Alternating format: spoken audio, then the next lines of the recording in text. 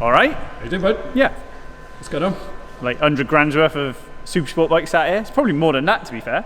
But Coops came down for one video. Loved being the centre of attention, and he's back for more. Happy days. I know. He's a slow bastard in his day, the grey-haired fucker.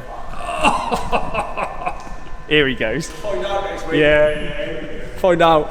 We'll see. Yeah. We'll get the leathers on and give him a go.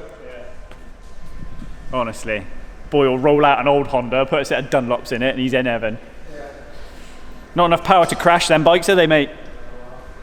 Well, I don't know. Them new stockers are all right, but them 600s, mind you, I think JK's gonna prove us all wrong this year, isn't he? Yeah, you'll do well. He'll win on that. He'll win. We smoke everybody. So, what's the plan? Well, we finished. You're late. Ah, We'll run through what late again. Yeah, we'll run through what we've done. We'll do a recap. Yeah. Let's So go. let's get through the intro.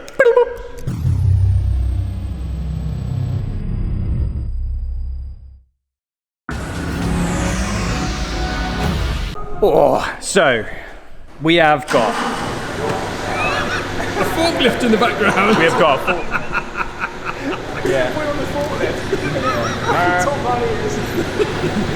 when you use a forklift to fix another forklift. Yeah. Couldn't make it up. So, said it again. We have 3 Yamaha R6s. Nice. 2 built by Coops, DCM Motorsport, and mine is obviously built by OMG and Paul at PCR. And it was just to kind of show you the different ways to skin a cat. So mine's MoTeC M1 ECU. It's just a MoTeC C125 dash. Very nice. And then obviously race page. Yeah. So we've got main race page. So we look at my fastest lap, my lap time I've just completed, my constant gain loss, so like my lap delta. Then I've got my engine braking strategy, top one, orange button, coolant temp, and then RPM, and then I've got my flashy lights. Nice. That's my chassis page. So when I turn the ignition on, I've got my chassis page. So I've obviously got battery voltage, lambda, coolant temp, front suspension position, rear suspension position, front brake pressure, front wheel speed, rear wheel speed, my map switch, my front sprocket, my rear sprocket, and my gear force. Yeah. Then when I start the bike up for warm up, I got my fuel pressure, lambda, quick shift of gear force, which is what I just showed you. Throttle grip. Yep. Throttle butterfly, again map switch, water temp, oil temp, air temp, oil pressure, and then airbox pressure. So what I would normally do on a weekend is kill his generator, because I've got a heater on, the sun, trying to warm the engine up before I fire it up. So I've got there's some oil temp in it because you'll get this to 85 degrees and your oil temp will be like 45, 50, so you just got to get the oil temp up before you go out on track. Yep. All right. Then all 3 have got Domino racing throttles, all 3 have got RCS 19s, so they're controlled part by MSVR, so you're only allowed from a list of control parts. All got span adjusters, so you can, as your brakes go off, you can change it on the fly. Yep. I've gone to a finger brake this year because I found the thumb brake was rubbish. I couldn't get enough power into it, and I got little widdly thumbs. So it works. Well, we'll see if this works. My only worry is that in a panic I grabbed this instead of the clutch. That'd be funny. But I had it on my BMW and it was all right. So I'm going for a rear finger brake. Then my clutch is stacked up. I just need to set the levers up. Motortronics loom. So I mean, you can see that's my right switch gear. That goes into that one. That's my brake pot. That's my suspension pot. That's my wheel speed. And then they kind of sit like that. So you can see the wiring, that's the extent of the wiring loom really. That's pretty pared back, isn't it? That's Yeah. basic. Not basic, but It's not basic, the it's essentials. just, that's motorsport. Yeah. So that's Motortronics, that's Angus. Comms port, so I've got a data lead that will plug into this little port here. And then, so that's how we pull the login out, that's how we talk to the ECU, that's how we talk to the LCC, that's how we talk to the dash. Easy peasy. I run a stock radiator. mainly because we got much shorter races than the boys in proper Supersport, in British Supersport, but also you've got to control the radiators much more closely on a big radiator. I'll show you in a minute. So you've got to tape the rads up and stuff. And Yep. I'm lazy. There you go. Carbon intake, air tank cover this year to try out, to try and give me some more support. New seat unit, which is lower, which is the same as these. So the CRC had a subframe on it, which lifted the whole seat frame up. Yep. So I've tried to bring myself lower into the bike. Then we've got full of Krapovich. There we go. Yep. And I've spent half of last season losing carbon heat shields, which is why I've safety wired the bolts in. Standard calipers, standard forks, but with Olin's FKR kit in, Galfa brake discs. I run SBS pads. What do your boys run on? Z04s? Yeah. Yep. They're kind of the two that everyone goes for, really. They're expensive no matter what you do. Normally T-bar discs, but I'm on Galfas.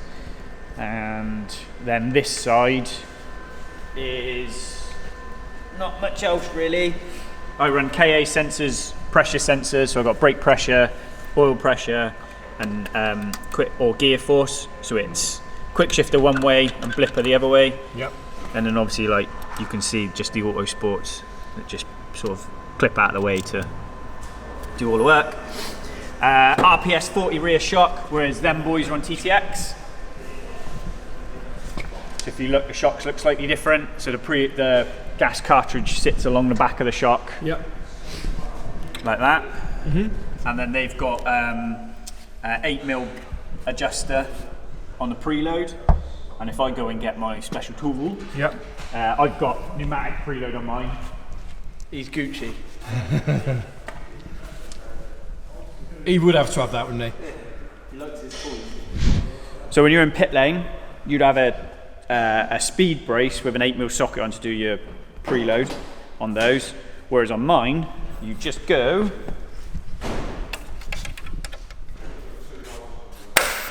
like so, yeah, and then you can wind the collar up and down, which is your preload collar. Very neat. It is. It's Gucci, innit? And then Yeah. you just pop it off.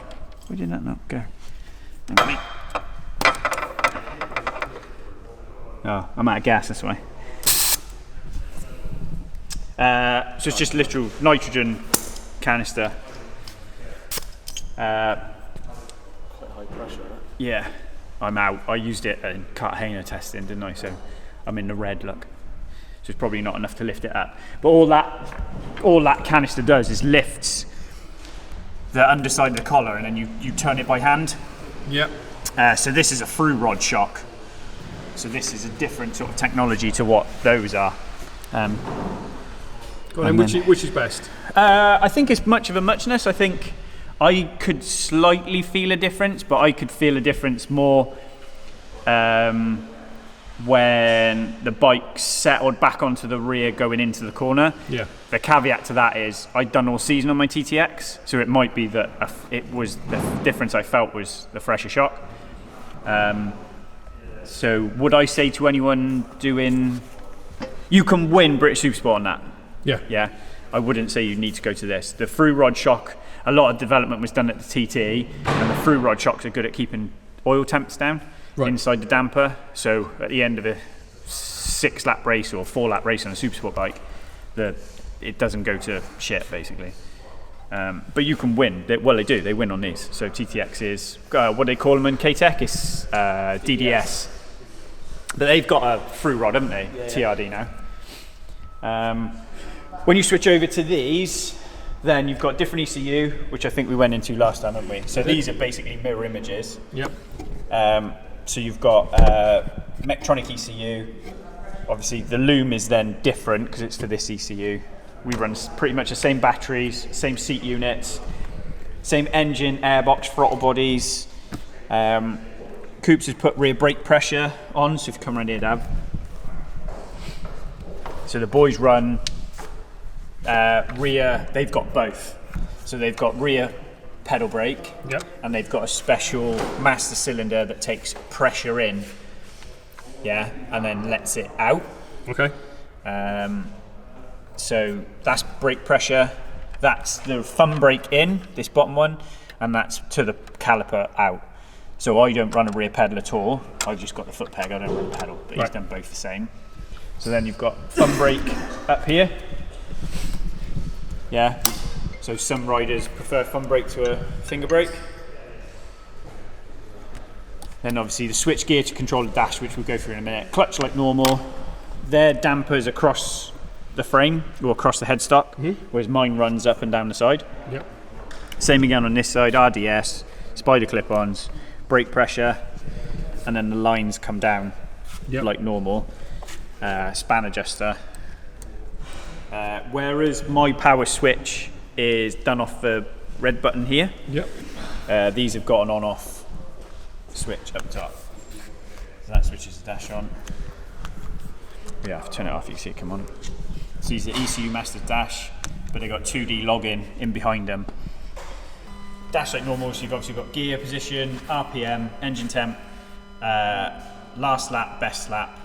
I don't really know the gain loss on these. So across the top, there you go. So there's loss and gain, so it'll climb across the page. Yep.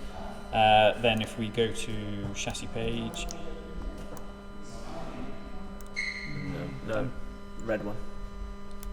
Then the black one. Then the black one. So again, the same sort of thing. When you're warming the bike up, you've obviously got throttle grip, engine coolant temp, air temp, battery voltage, TPS, lambda, front brake, front wheel speed, rear wheel speed, rear brake, fork travel, rear shock, shift force, GPS sats, barometric pressure.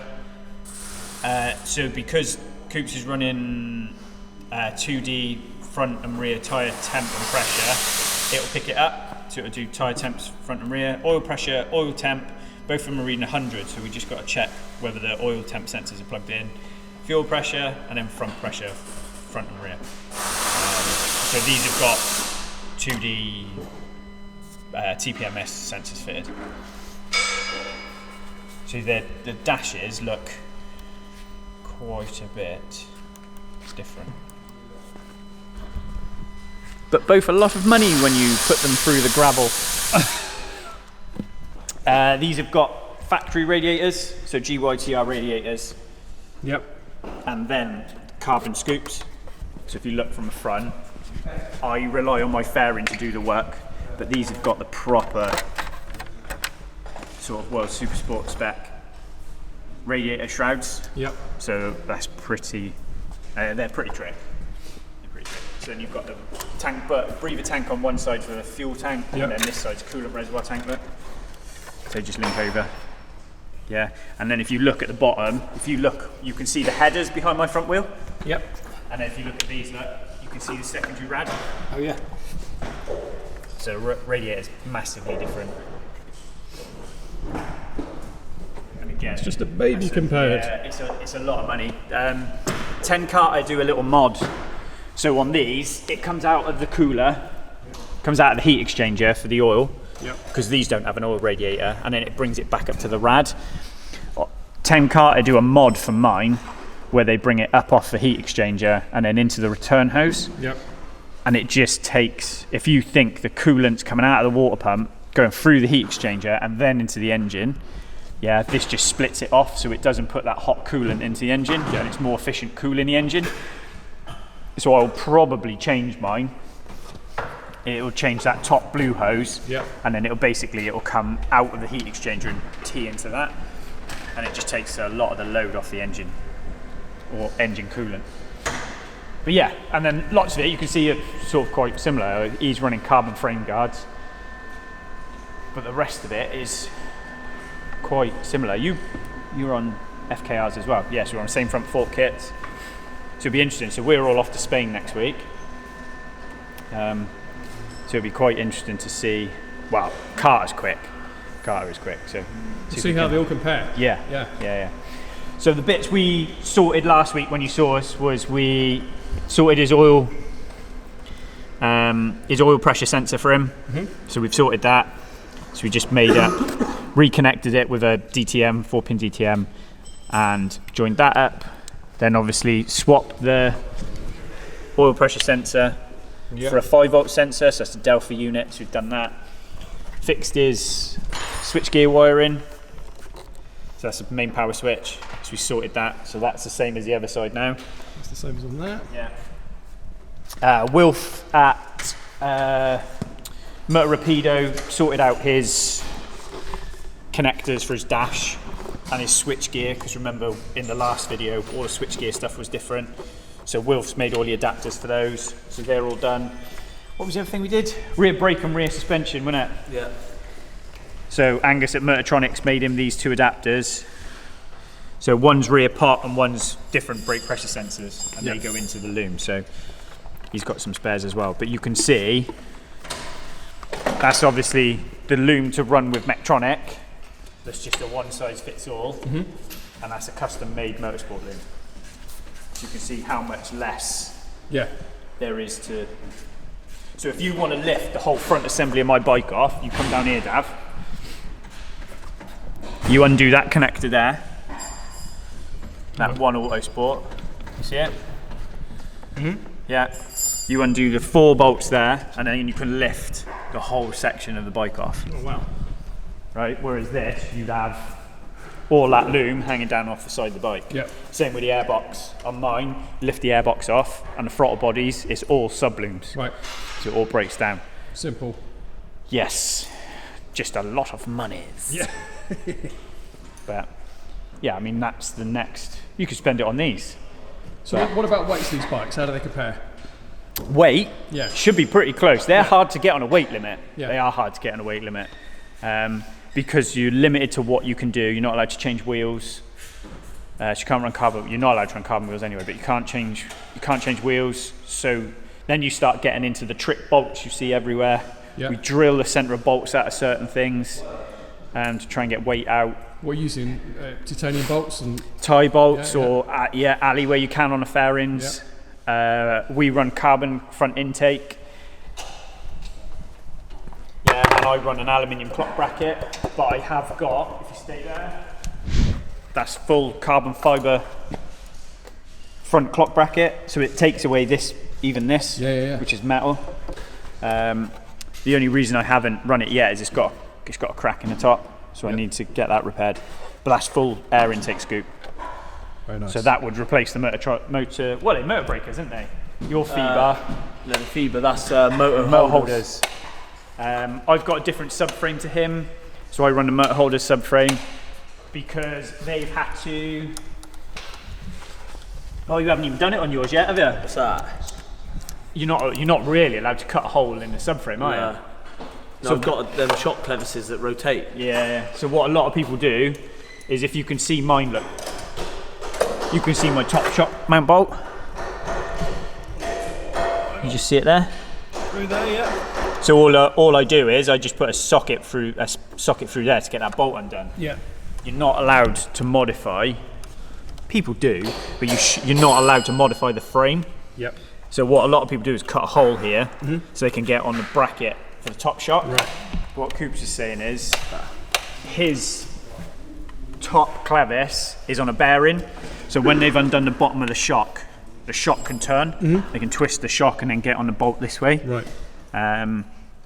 It's, do you want to spend 500 quid changing that subframe so you haven't got to do that?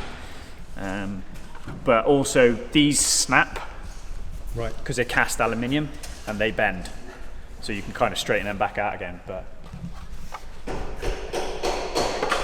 And what power are these running? Is it a set? you haven't been on dyno yet, have you? No. Well, mine did 146. Right. Okay. So that's just been refreshed and running at PCR. So yeah, that did 146 on their dyno. So basically it's the same spec as what they run for Casey O'Gorman, because they do all the engine builds for OMG. Yep. Basically that is Casey's bike from Donington last year. Cool. A friend of mine has actually bought Casey's bike. Right. So yeah, should be quite cool. Now we just got to learn to ride it, Daniel. Yeah, we'll do that. That's the easy part. Yeah, and then like little things. What fairing kit do you use on yours then? Your motor carbons, right? So I'm CRC fronts, and he's motor carbons, which are all through Tenkate, but I don't have fairing brackets in the side, whereas he's got clip-in fairing brackets. Look. So mine bolt into that hole. I might get rid of them actually. Yeah. Mine bolt into the hole, and he runs those little brackets. To build one of these to the spec these are, I think you're talking 50. 50. Yeah. Wow. Yeah. If I just shout some numbers out, Yep. exhaust 2,500 quid. I know those radiators are £3,000. I think it's another 600 quid for the rad shroud. It's probably £2,500 for that shock. It's £5,000 for that shock. It's £2,000 for the fork internals. With MoTeC, it's 10 to 12,000 for the electronics. Wow. Easy peasy. Bell mouth, yeah, because you've got GYTR bell mouths, haven't you, in the tank? So yeah, £2,000 for bell mouths. I think I have got bell mouths. They're just not GYTR ones. They're OMG ones. Then you're talking £1,000 for fairing kit. By the time you put pegs, clip-ons, lift stands, front axle protectors, bar ends, not even, what's the set of discs now? 500-600. Yeah. Add the pads. Pads are like 200 quid a set per caliper, so you're grand into brakes. Yeah, I mean, footrests are what? We're long gone the days of them being 200 quid now, aren't they? Like 400-500 quid. Set of clip-ons. Yeah, hose kit is a couple of, you know, yeah, sprockets. Yeah, what is standard on my bike? Radiator, frame. And the wheels. Yeah, wheels. Yeah. It's a serious build. Oh god, yeah. But this is why. So my friend that bought Casey's bike off OMG, he had a fucking steal, and we were chatting for a while, and I was like, just buy it, because it is overkill. That is overkill for me. George's bike last year that he kicked my ass on was way less spec than that. Yeah. So it's not what it is; it's how you ride it. But the money Paul's. This is my friend who's bought Casey's bike. His name's Paul. The money he spent buying that bike is less than what it would cost him to build a stocker. Yeah. Yeah, it's a no-brainer. Yeah, and if there's bits in it that are too trick for him, you take it off and sell it. You start making your money back. Yeah. I mean, what do you reckon now to build? Well, here you go. You built your last stock 1,000 bike you built with your BMW. What do you reckon you spent building that? 40. With the wheels and that, by the time we got the wheels, I think it was about 30, just over 30 grand to build the bike. And then obviously you need new wheels. But you think spares. 30 grand, mate, because you had kit electronics on yours as well. Yeah. That's 7 then grand you need on its own. Then you need to pay a bloke to run it. That was the thing that held me back on my BMW, was the electronics. I raced Craig Neve at Alton, and the right, left at Hizzy's, and then the right to go up the hill. Right, you can't touch a throttle, and he's hard on the gas because it just pulls the traction out. But I mean, like George now has got that Honda. To build that, that's 35-40 grand, isn't it? Oh yeah. Kit electronics, full exhaust. Well, the bike's over 20 as a road bike, isn't it? So, you know, you soon get over 30 grand, don't you? It's not hard to do it now, is it? And then you sort of say BSB bike's 150 grand, and people go, yeah, but how? Because a BSB bike, the only thing you keep is the frame. You literally throw everything else away. Yeah, even that though isn't standard. Modify it, brace it. So how does that compare to MotoGP next level then? What sort of price are they? Millions. Because what people forget as well is, like, if you went to say OMG and went, right, build me a bike, that's going to be the price. But what everybody forgets is, and like what you've had to do with these, is the development of the little brackets, this little piece here, that little bit there. You've had to make bits for your regulators. So with MotoGP, it's the same. It's not the product, it's the development. Everything's purpose built. Nothing's off the shelf. You don't ring up like Argos and say, oh yeah, I need this. It's all got to be made, I suppose. Yeah.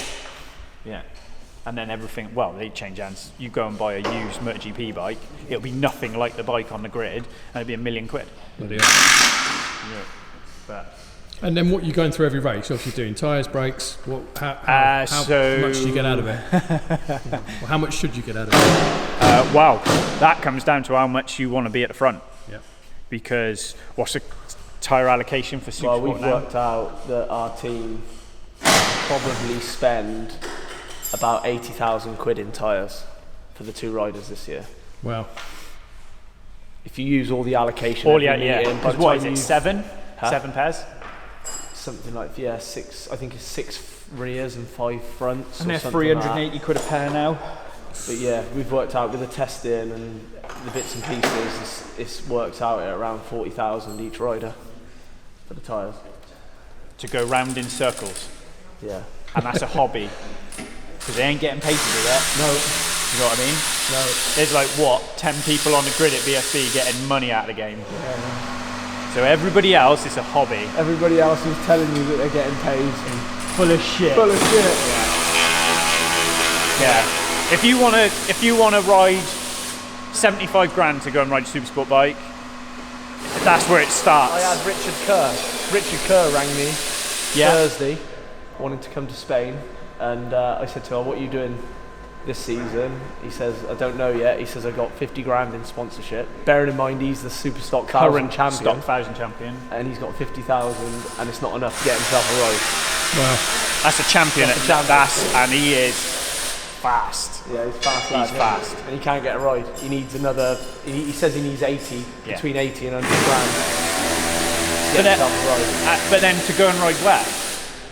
Because that's the next thing, isn't it? If me and you were going to like go and drop 80 bags on a ride, which we never would, No. who do you want to go and ride for? Well, yeah, that's the thing, isn't it? Who are you going to give that money to? Because let's Who be you can honest, trust? Richard run himself last year, didn't he? Really? It was AMD. Yeah, it wasn't was his own It was- sort of team. Yeah. He had the right people around him. Billy McConnell pretty much built his own team. All right, Linfoot rode for what was that, Optimum? Yeah. But it's not like you're paying to even go in a superbike garage and. No.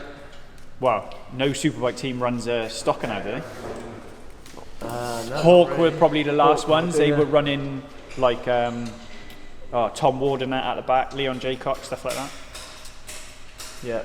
Yes. It's a lot of money for not a lot of Oh, reward. nothing. No prize money, no glory. But- well, look at that stock 1000 champion, won the championship, He didn't can't even get himself a ride. can't get himself a ride, and because of how it ended last year with all that bollocks of the other bike, Yeah. didn't get to celebrate on his cool down lap, didn't get to go on a podium for his championship, Yeah. didn't get in a photo for the end of season. There's nothing. You might have a 20 quid trophy. man. Tin pot trophy. A pot, yeah, a pot ain't big enough to fill with piss, is it? I think that's wrapped up. I tell you what you built enough TT bikes, because after your crash at Northwest, I vowed never to build a bike for someone on the roads again. How would you build these different if you were going to TT? They're not massively different. No? Do you know what I mean? There's not a lot of, obviously you have to think about ground clearances and stuff. They do get a bit of a hammer in through the bottom of Bagaro and stuff Yeah. like that. You got to watch. Hilliard smashed his sump of a garage, didn't he? Yeah, but I mean, there's not a lot you can do about. That was like one of those things that's like it'll happen once out of. Do you know what I mean? Yeah, Once in a blue yeah. moon. You Do you know what I catch mean? it Like, right there's nothing. Yeah, he's obviously just maybe just loaded it up going in too much, Yeah. or there's nothing. You obviously check. You're a bit more conscious of checking Yeah. not that you don't check everything anyway, but lock wire certain things just for a bit of extra safety. So over, say, British racing then, because obviously you did BSB, Stock Thousands, British Supersport, and you'd go and do the roads. yeah. You leave Brands Hatch, you load the bike in a van, you drive to the Isle of Man. What would you do before you, or what would you have to do for scrutineering? You've got to change. Normally, you run a bigger capacity tank so that you can make it 2 laps. Because Yeah. obviously, it's always doesn't matter which bike you're on. It's always like Fuel is a worry. like you're all Because the new Hondas now, the tanks are up here, aren't yeah, they? yeah, Because yeah. they're half tanks. Yeah, like a Morawaki tank. I think they're Morawaki, the Honda ones. I think they're like three odd thousand Yeah. quid for a tank for one of those. Well, I got a tank for this. I got a TT tank for this in the office, Yeah. and when I had it, I rode it. The bike felt more comfortable because Yeah, it was yeah. out here. Yeah, But the new Honda now, because I was up with Paul's the other week, and they're getting James's bikes ready. The tank finishes like up here. Yeah. To get the thing in. So new tank for the fuel. Is there any weird things that scrutineers make you do that wouldn't have to do at British or club racing? You have to have like breathers. There's certain things like they want like a one-way valve on any breathers. Yeah. They like to have one-way valves on them to just. So like those. Yeah, so like that. I mean, it's. Yeah, I mean, I remember the one year at the TT we were really pushed on fuel, like having a capacity in the fuel tank. So what we actually did was filled the. Did you? Yeah, we filled that up with Filled fuel, the breather tank. so that once the fuel went in the tank, it would sucked suck it that back lot. in. Yeah, that was old Really? Al. Was like, that was one of his little things. Little things like that. Do you know This what I is mean? Al Cook Which you're obviously, talking about, isn't it? no, Al Hesselden, Oh, right, bless okay. him. But like, obviously, you wouldn't have been able to run one of them because if you had that on there, it wouldn't have melted, worked. yeah, well, yeah. the valve was the wrong way. See, Right. you know what I mean? Yeah. Or whatever. So there's little things like that. But yeah, to be honest, if I was building a bike for the TT or a bike for BSB, there's not a lot of different. I don't think there's massive. No. You know, it's the fueling is the main thing. Obviously, you'd know more about that, but fueling wise, you'd probably run a different strategy because of the high. Yeah, because you go over the amount of mountain, time but sat. also you're sat 100% throttle for a for long time. Obviously, People forget that. The air temperature, humidity, it all changes as you go around a track. You go below sea level in some places. Yeah, and then what are you at And top then of the you mountain? go like, you're on a mountain, aren't you? Yeah. I mean, it can be foggy up there, it can be snowing, so there's what all would that to consider when you're setting the bike up. So what would you do suspension wise? Same again, it's not. Is it a world apart? Because everyone. No, it's not. The faster you go, the more you want it like a short circuit. Right, To okay. a certain degree, Yeah. I found. You do change the valve in. The valve is slightly different to accommodate for the bumps and stuff. Yeah. The way it sort of travels through the stroke, I think you change it slightly for that. Because people would think you'd want it super soft, but this is something me and Jordan were talking about the other day, like why supercross bikes are so stiff. Because if you let the bike load too much, you're off the front of it. Yeah. It's just going to kick you out of the seat. So actually, Thing I found with my 600 at the Isle of Man, it was very much like I rode it at the Isle of Man like I was racing it around Brands Hatch. I was trying to screw every last little bit out of it, Whereas the big bike, I found that I had to. It was a case of just getting it to track the road right and make sure it would in a straight So line. you Because weren't if fighting they don't handle quite right, it's just so fast. It just sends it into a tank slap. But you need it to track the road. yeah. And that's the biggest battle with 1,000 is Right. you just want it to be comfortable so that you can actually ride it for 6 laps, not half a lap. Because there's places riding at 50, 60 mile an hour on that. It's so bumpy, especially as you come into Ramsey. Yeah, that bit is So really bumpy. What are you off the seat? Yeah, you stand up. You sort of stand up on the pegs and let the bike sort of dance around underneath you to a certain degree. Do you know what I mean? If you sit on the seat, your back's in tatters by the time. Do you know what I mean? You've got to sort of let your legs and your knees be a bit of a shock absorber to take some of the bumps out. So.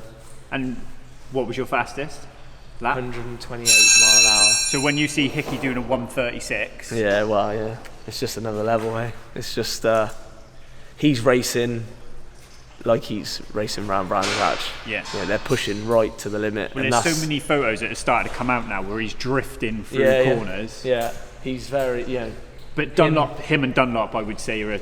Him, Dunlop, and Harrison are in a different league. Do you for think me. them two have made another step over Dino? I think Dean's Kawasaki last year probably wasn't the the- fastest. I think this I year think on a he took Honda, knife to I a think. gunfight. Yeah, I think this year, I think he will be more of a contender. But yeah, I can't see anybody beating one of those three. I don't see anybody taking it to any. Well, look at that. James has done the fastest ever lap on a Yamaha around the Isle of Man at 134 and didn't get mentioned. Yeah. That's the put. Yeah. If you're not doing 135 plus, You ain't gonna win this. You ain't gonna win the Superbike race. I mean, what did Dunlop do on a 600? Fuck me, that's 130. Yeah. On a 600. Yeah. 130 on an R6. Yeah. Bike to be on me. Yeah. So where's the scariest place? Scariest? I didn't like Bagaro. Really? That was my... Every time I got through there, I'd be like, oh, thank God for that. Right. Don't have to do that for another lap. Because it was just... You never... When you've hit the bottom of it, it sort of sends the bike. As soon as the bike hits the bottom, it then automatically sends it across to the other side of the road. Yeah. So, and you always feel a little bit out of control. It's sort of... Yeah, I didn't like that. I didn't like that part. The rest of it was fine, but that was almost... And some of the big jumps, you get like Crosby jump or Balacry jump. I mean, I don't like jumping motocross bikes, so jumping a road, bike. It wasn't the nicest. So if we took you there now, like I think everybody, even on short circuits, I think there's places or markers where you'd be like, if it does this at this point, I know I'm in a window.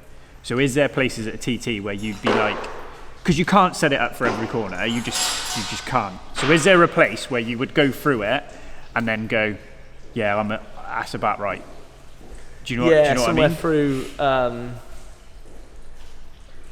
So like Glen Helen, there's like lots of changes of direction through there. So you sort of want it to, because even though there's lots of changes, and it's one of the slower parts of the track almost. Yeah. It's still like fast. Do you know what I mean? So like if it's not changing direction through there, like that can be hard work. Yeah. The mountains, like, fairly easy. Yeah, it's more like short circuit. Yeah. You can see through the corners. It's even though you're going over the mountain, it's fairly flat. Obviously the rise is steep, but then once you get to the top, it's there's no jumps or there's nothing to really worry about as such. I think that's probably the place. If you sectored out the track, that's where everybody's the closest. It's from waterworks up over the top. Down, because it's. Once you've got the speed going, as long as you can carry the speed, it's... The difference, I think, of speaking to Jamie Coward sort of guys the other day, and they were saying that the difference between like Hickman and Dunlop and the rest is the first sector. Yeah. They go off the line and they break them. They put 10 seconds into the rest of them. By the time they get to Glen Ellen, they put 10 seconds into them. That's always been a Dino thing, wasn't it? Dino was always P1 at Glen Ellen. Always. And this year... When McGuinness was winning all his races, he would break them into the in the first sector, and I think that's where the rest of them have got to... You've got to... You don't get a warm-up lap. No, you're at... In a TT, there's no warm-up lap, there's no sighting lap. You set off and you're into the race, you know what I mean? So you've got to, I think, if you want to be the best, I think that's where they've got to find it, And where was the highest place you started? Number 1. You started P1? Yeah. Do you not shit yourself? Yeah, I didn't like it because it's weird. Like when you go in number 1, there's leaves on the track. Do you know what I mean? Like you see things like you'll see rabbits in the road and they'll run out the way. But you're the scarecrow, that you do. There's things that you see that you wouldn't see if you set off number 10. Right. Okay. And I didn't like it. Don't get me wrong, it was a hell of an experience being sat on the grid and doing it all. Yeah. But once I set off, I didn't really like it. It was a bit of a... Some people like it, like McGuinness, he used to love it. Yeah. Get off on your own. But it wasn't for me, really. What race was that in?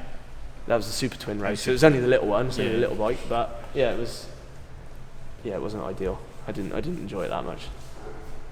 I like to have something that someone to chase or something. If you set off at the TT and you do quite, you're on it straight away.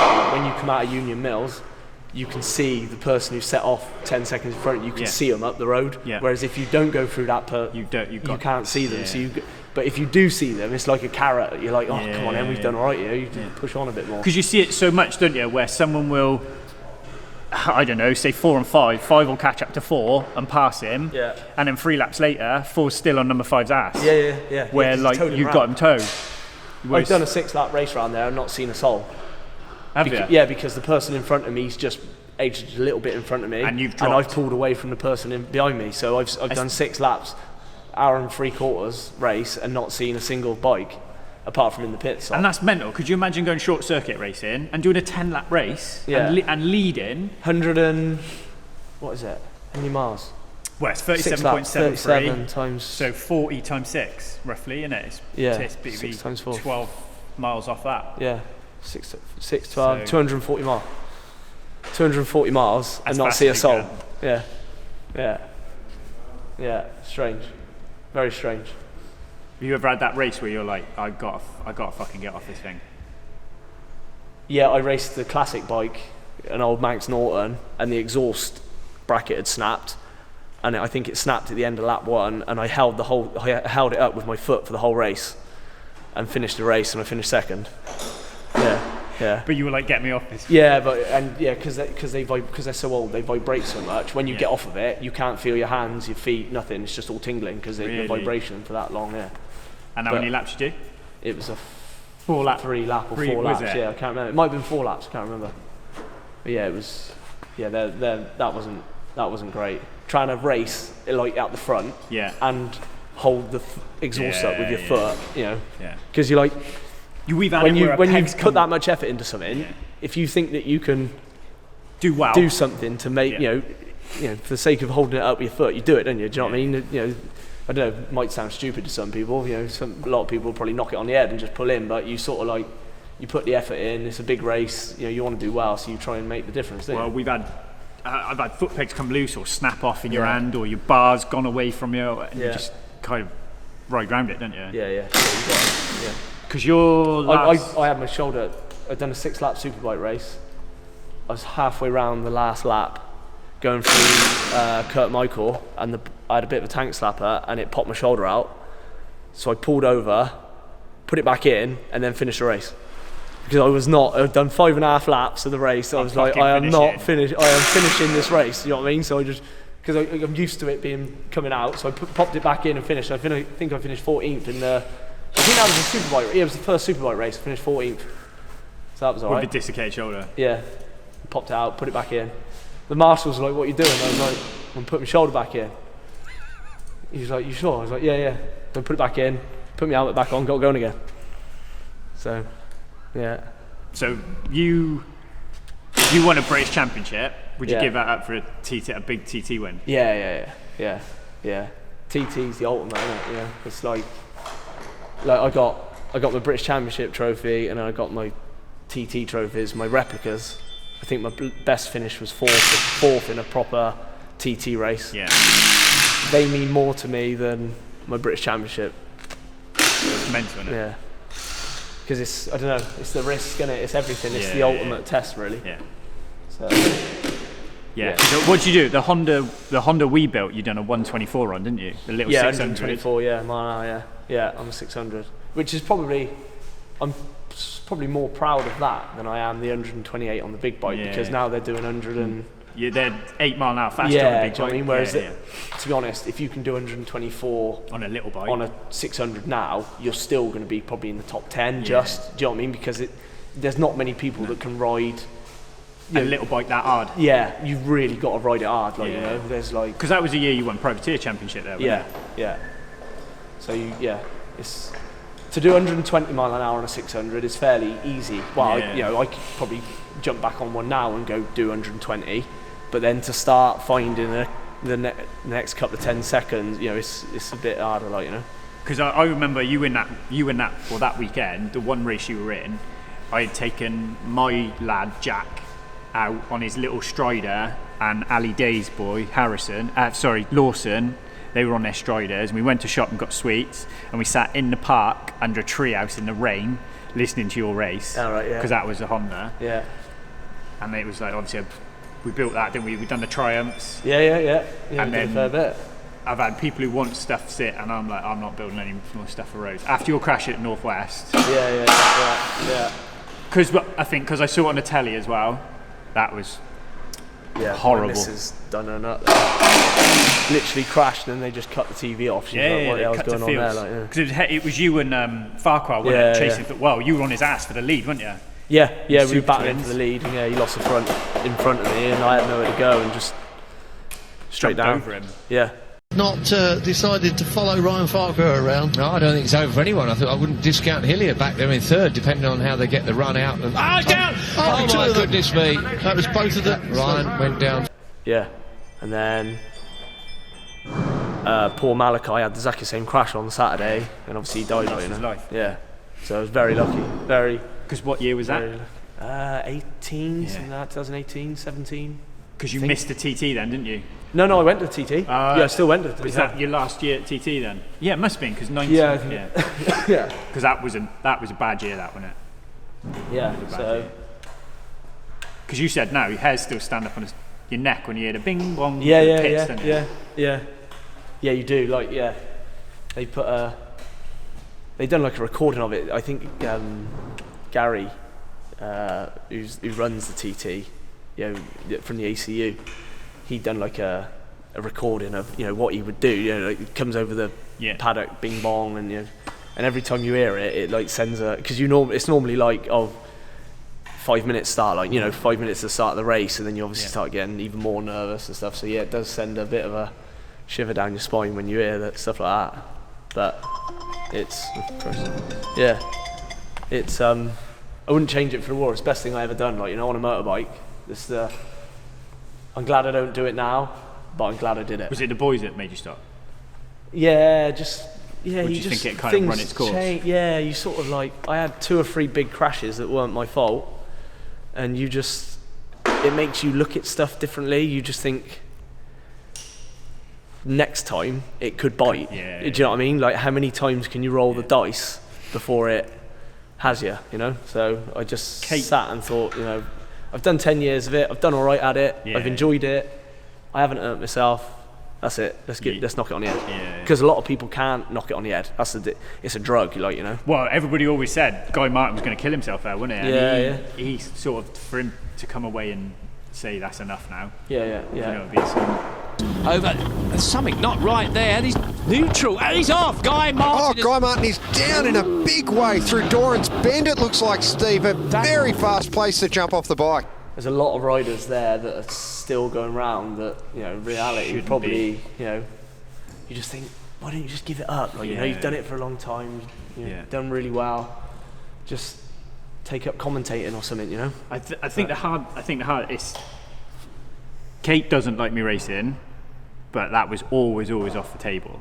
And I don't regret not doing it, but I always would love to have done it. Do you know what I mean? I'm not sat here now going, I wish I'd raced a TT, because I don't. But there's something about it. If you race bikes, there's something about it that just gets some people that. absolutely hate it. I don't want to do Ulster. Cookstown is way worse for me than the TT. When you look at that. Yeah, well, I've done the Cookstown, and that was like, you're going along, you go up one section and you're going past a farm, and they've literally, there's mud across the road, and they haven't swept it, they haven't had a road sweeper on it, nothing. It's just which is shit everywhere, all across the road, and you're racing through it, But people don't. It's pure road racing. It's literally we'll make a track there. Let's go. They don't really prepare it at all. No. That's proper, full-on road racing.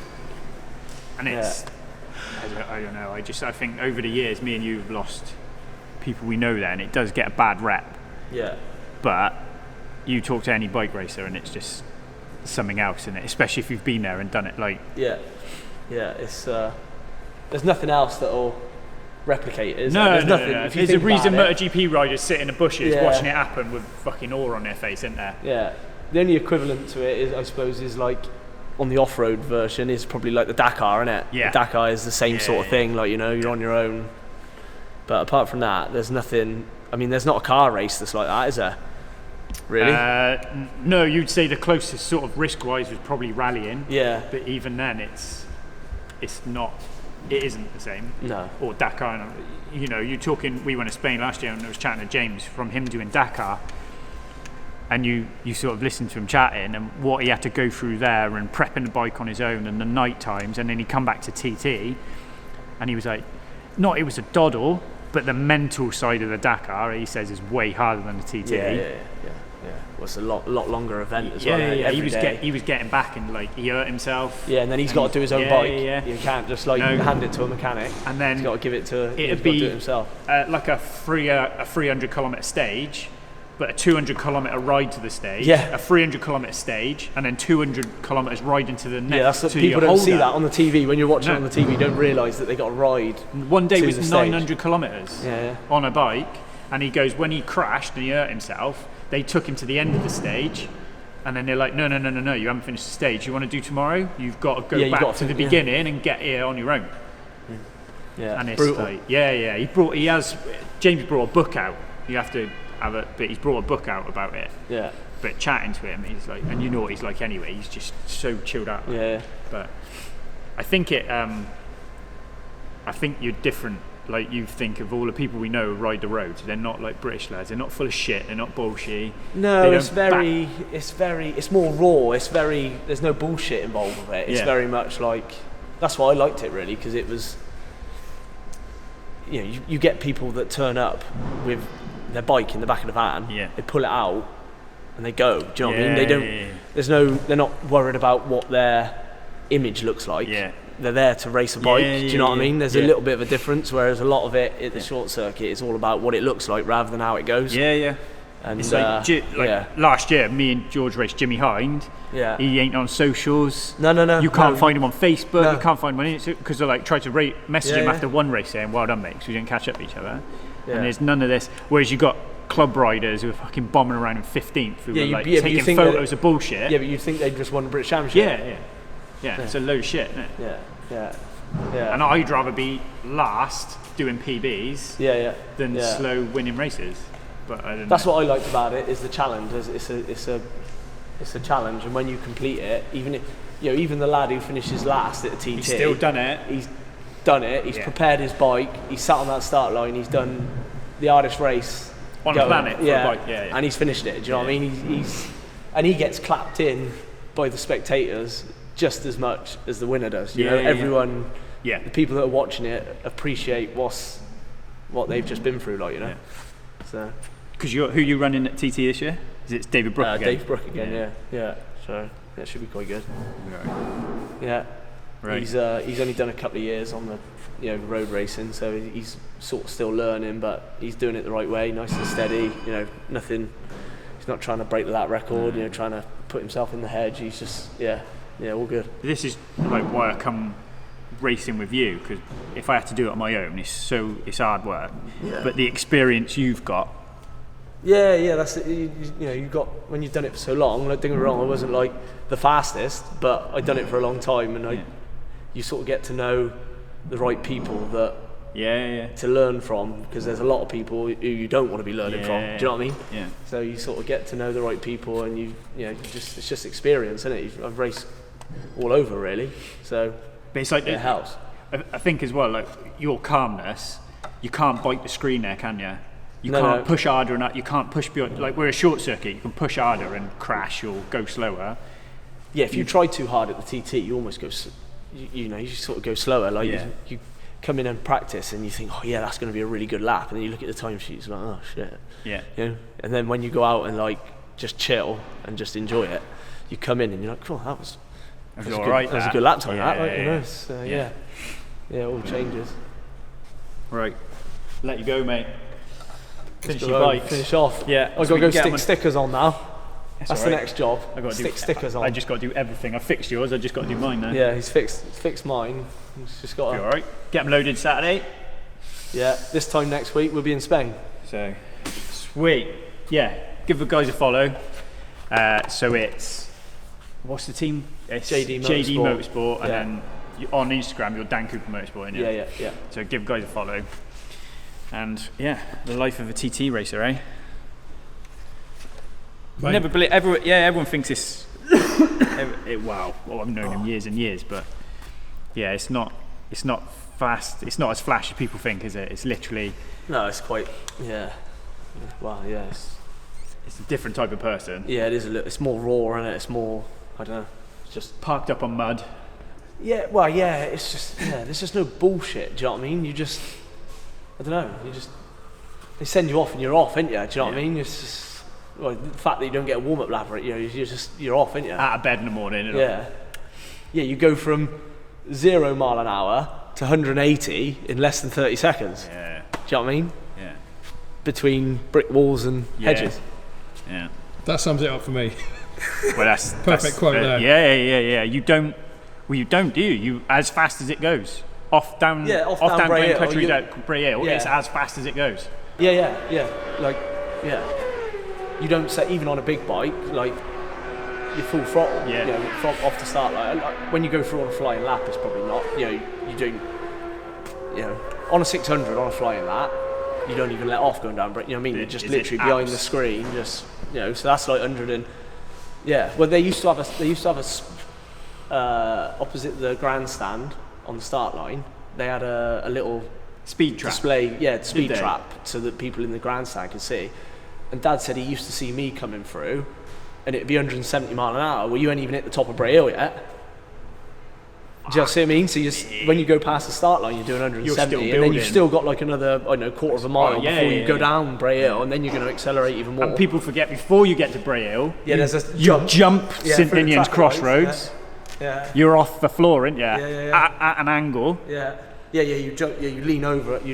It's a left-hand kink, so you sort of like, So yeah. It does, like, I love it, but it fucking baffles me how it's legal.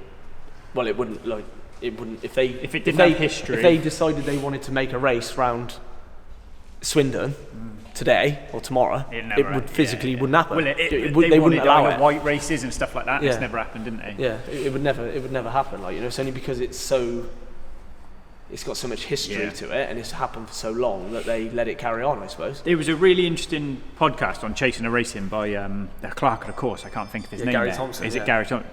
And he goes on about that. And they sort of go, there's prohibited areas and extremely prohibited areas, like the outside of Barrow. Yeah. It's like you're not even allowed to breathe near there because of how dangerous it is. Yeah. And he said the same. They asked him, what do you think will kill a TT? And he goes, it's a bike in a crowd. Yeah, if a bike goes into a crowd and kills someone. And do you remember when Johnny Howarth put his bike through an ice cream truck at the bottom of Bray Hill? Yeah, his front wheel landed in someone's front living room. Yeah. And you're like, you can't.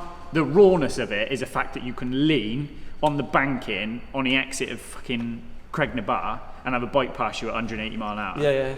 But that's also a high side out of Craig, and that bike goes over the wall. Yeah. And someone's. Last year at the TT, I went to watch it going into Ballaugh Bridge, and you said yeah. And we looked round, and there was 2 baby sheep lambs in the road. Like running around in the road, and they were in the braking area. You know, bearing in mind before that, through Bishop's Court and that, it's flat stick on a superbike, so you're doing 170, 180 mile an hour through there, and the lads are coming through the kink, and then there's 2 lambs playing in the road. So me and one of the lads had to run up the road and pick them up and get them out of the way. Fuck's sake! Get off the fucking road! You know, before the bikes come, because that was the joke. Imagine hitting one of them. That sort of speed. Do you know what I mean? It was a sidecar lad where the hair came up through the outfit. Yeah, Crow Brothers. Yeah. He lost his legs and all sorts. Right? You don't realise. Yeah. But it's all good fun. TT, eh? Love it, mate. Love it. There we go. Right, that's it. Tea time? Yeah, tea time. Tea time, yes. So, right, smash buttons, go and check them out. We'll drop the links in. Yeah, I won't say, if anyone's got any better TT stories, let us know, but this lad's full of them.